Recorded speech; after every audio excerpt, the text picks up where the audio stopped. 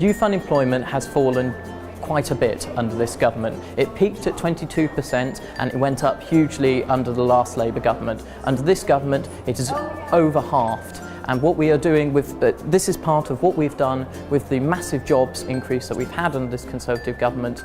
We've had younger people who are now going out there and getting a job and getting on with their lives and having something really constructive to do. We've done a really positive job on youth unemployment. It's not all finished. We need to keep going. We need to get it down, and so that almost everybody, in fact everybody, has a job in the future.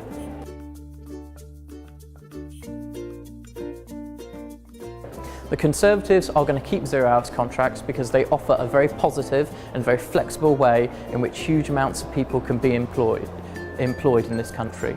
We've got over 50% of people in zero-hours contracts work for charities or work for the government, and when polled, people who work on zero-hours contracts, 16% of them said that they were very unhappy with their zero-hours contracts and they thought they didn't get enough work. You do hear some really angry, negative stories against zero-hours contracts, but this is not the case with all of them.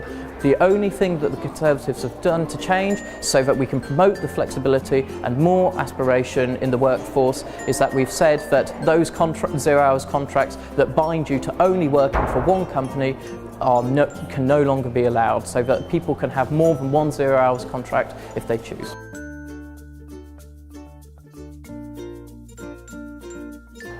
The Conservatives, over their time in government, have built over 200,000 new affordable homes for people. This is much more than that 13 years of Labour government produced, when they only did 20,000. We're going to be building another 200,000 if we get back into office after the next general election, and we're going to make sure that with things like Help to Buy, that people who have just started climbing the property ladder are easily able to get on it. The Conservatives have a hugely positive policy on housing, and we're going to be building, building, building.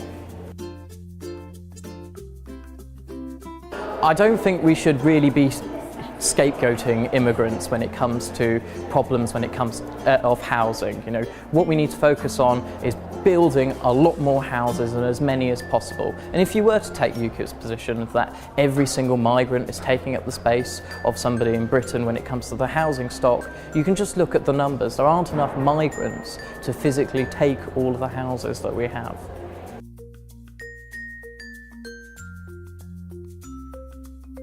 Please come out and vote for the Conservatives on the 7th of May. What you need to do is you would have got a card through the post and it will tell you where your polling station is. There's going to be loads scattered across the student community, some in the atrium in the Portland building, some in Lenton, some in Dunkirk, some in other places where other students live.